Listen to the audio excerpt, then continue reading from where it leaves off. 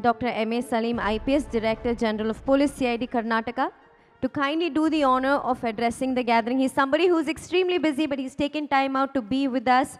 A big round of applause for him. He has led key law enforcement agencies across the state, including Bengaluru and Mysore. And today he's here to share his expert knowledge with us. Once again, a big round of applause for him. A warm good morning, everybody.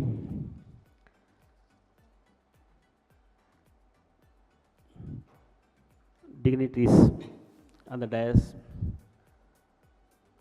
ladies and gentlemen. It is my privilege to be here for the second time. In fact, in the year 2023, I did participate in this conference, and again I consider it as an honor to be among the top minds in cybersecurity, particularly the leading executives and other senior officers of companies which mainly deal with cybersecurity. I apologize in the beginning because since I have to leave a little early, I requested the president to prepone it. In fact, it was used to be 9:30, but I have to, since I have to leave. And also, many of the delegates are yet to come because of the, I'm sure traffic is one major issue for coming to the venue at right time. That's why I apologize. Having said that, technology has definitely made our life easier. Today, we live in a very advanced age of digital era. In fact, it has been always our human endeavor to make life comfortable. That is the reason why from age immemorial, from stone ages, human beings are struggling to make this world a better place to live. That is the reason why today you can see our life is very, very easier, comfortable, and to a large extent we have, I can say, the wherewithal to live a very happy and good life. Imagine about 100 years back or 200 years back, life was not so easy. In fact, 200 years back, the transportation network itself was difficult. In fact, one of the senior delegate here, he was mentioning that he came from Whitefield. It took 1 hour to come here. But 100 years back, it used to take 1 day. Okay, 200 years back, it would have been taken much more time if you had been walking all the way from there. So, technology definitely has helped us, and particularly recently, about last 2 decades, the digital transformation is so huge that today things happen in minutes and seconds, and we have been able to do this. And our perspective, or I can say our endeavor, has to be that we can make this world little much better for the next generations to come, and ultimately the next generation should have a much better life than what we have got. That is generally the aim and objective of every human activity, and towards this the digital transformation has definitely helped to a large extent. But we have a flip side also. Technology, of course, it has helped us, but technology also has led to some unscrupulous elements or criminals using the same technology to economically gain or siphon off money from other individuals, companies. And today, that is one of the biggest challenge, I can say, for the law enforcement agencies is the cyber crimes. In fact, since I have been a police officer for the last 3 decades, I have seen the analysis, if you do, of crime patterns or the criminal activities in the society. Mostly it used to be physical crimes. We always dealt with, I can say, robberies, dacoities, burglaries, chain snatching, and wrongful gains through physical means. So these were the common offences or crimes which used to take place. But now the trend has changed. Now these type of cases are the physical cases, or the cases which involve physical activity, has come down. It is coming down drastically, in fact.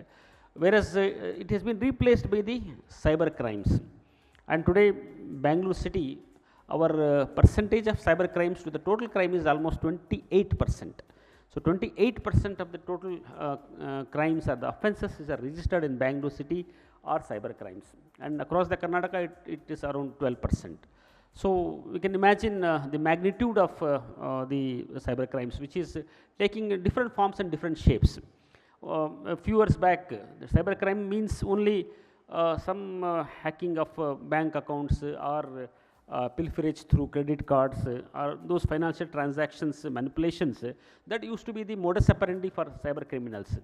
But later on, if you see the last 2 or 3 years, the trends have changed to more advanced type of crimes like data theft from companies, the ransomware, wherein an entire data will be hijacked, and ransom are expected from the victim companies, or the more later forms of cyber crimes like the digital arrests, I think, which is very I can say sometimes it is very comical also, that people are forced to detain themselves within the 4 corners of a room or a house by the unscrupulous elements, posing themselves as members of the law enforcement agencies.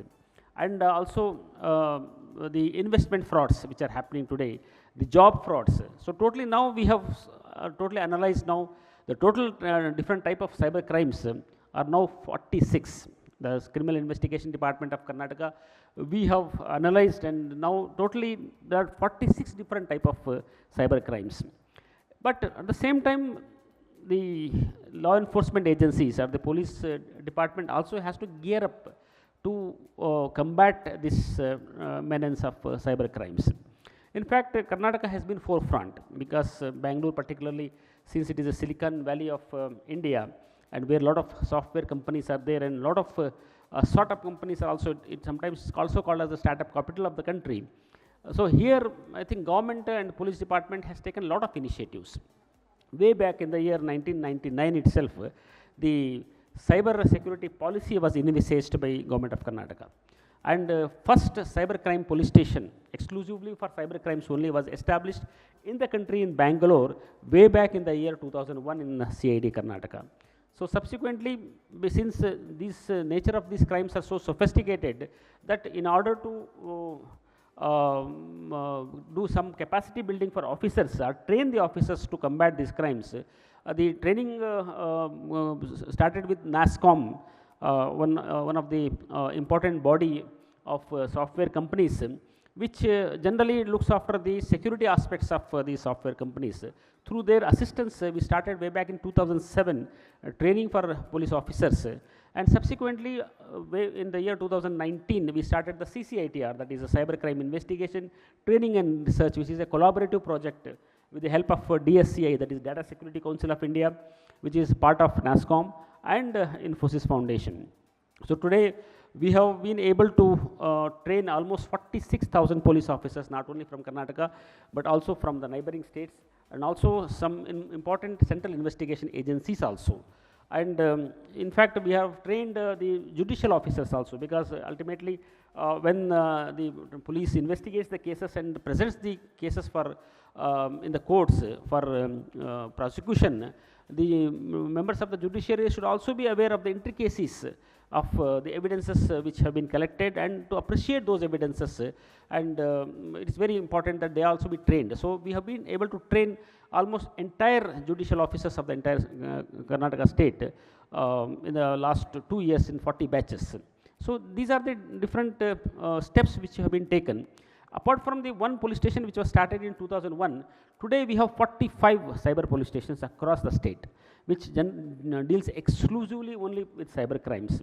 And our detection rate also has gone up now because of the capacity building, but still a long way to go, I can say. And in this aspect, we require some sort of assistance, support from the different cyber security related companies.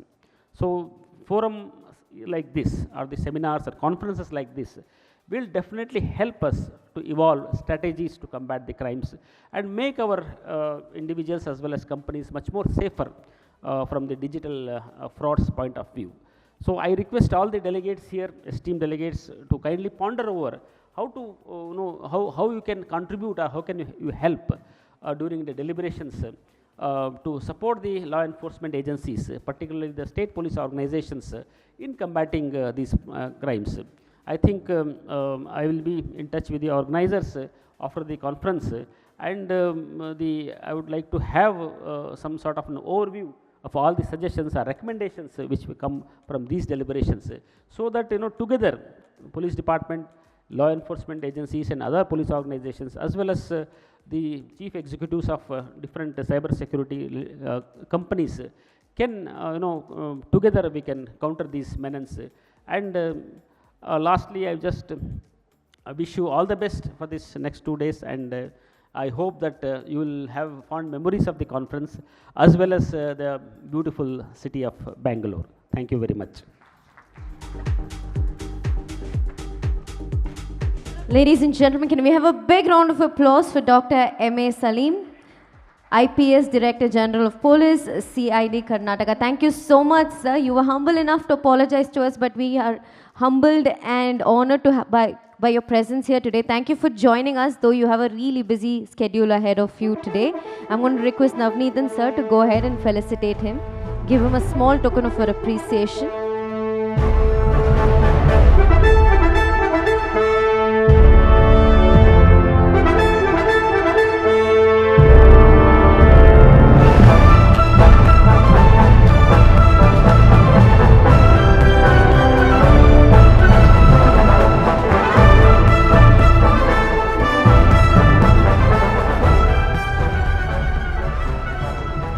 Once again, thank you so much, sir, for joining us today.